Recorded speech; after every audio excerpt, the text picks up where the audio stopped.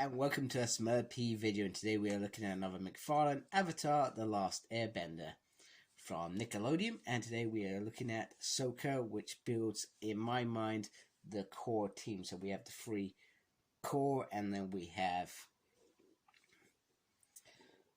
I've forgotten his name already. We have that guy who's misunderstood, etc. on the other side. But they are the core team in my mind as a whole, even if they weren't all together at the same time. So we have this lovely artwork on the front, and on the back we have this lovely picture of Sokka. And Sokka is a bull-headed, sarcastic teenager who believes that his way is the only way. He shows the strength and determination of a warrior, but lacks the experience and wisdom to use them effectively. Sokka's personality is abrasive at times, but his loyalty and courage are steadfast. He holds grudges and has difficulty forgiving anyone who has done harm to him or his sister. So let's get him out of his package.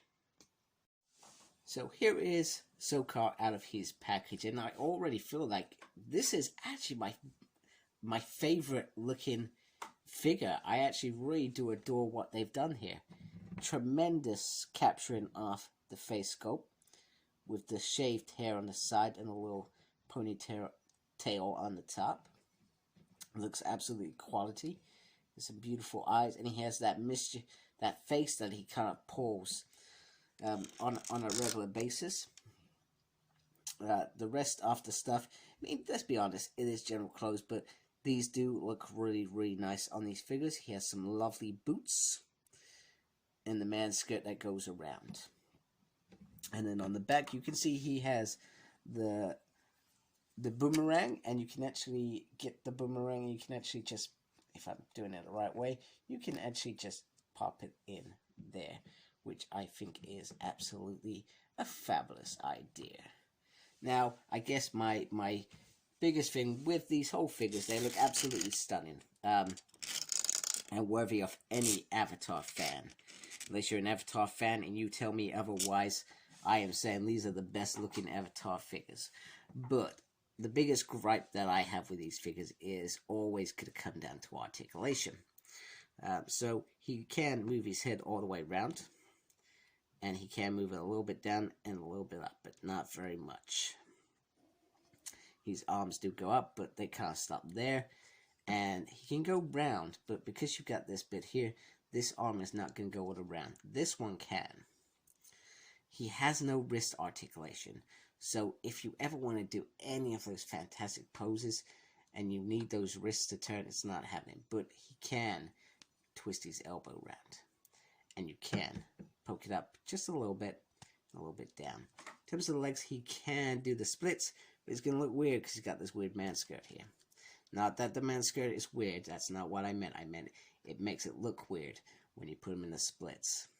And you can bring his leg, oh my goodness, that's really stiff, a little bit back. Oh my, I really don't want to risk that. That feels like it's tremendously painful. You can, and my thing's not even focused. You can bring it back that far. You can lift his legs up as well, but the man skirt does restrict it. But you can do like a side kick, I guess.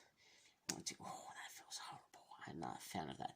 He does turn there, not as in a natural spin or the five swirl. It's literally just a little ball joint that you can maneuver, etc.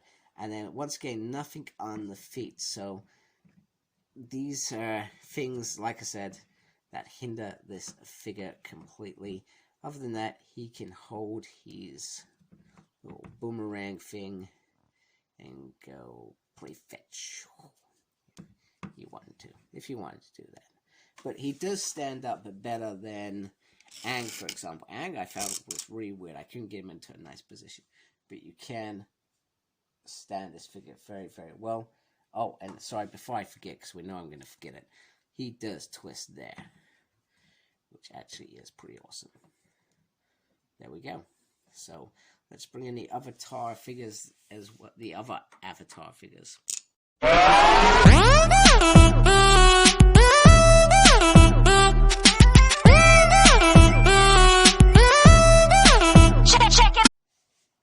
And here is Team Avatar. So all together, they look absolutely gorgeous. and the artwork and the sculpting and the heads, they all look fantastic. I will stand by my what I've said in terms of it would have been cool to have some extra hands, some better effects, and perhaps better articulation. But if you think about how much these want, and I guess the audience being younger than myself, my 38-year-old self, it makes sense. And I guess I need to decide, do I go and grab the 7-inch versions just so I can see if they come with better articulation? And I'm going to be honest with you, I've seen some of McFarlane's Batman stuff, and I've got to say, I've not all been very impressed.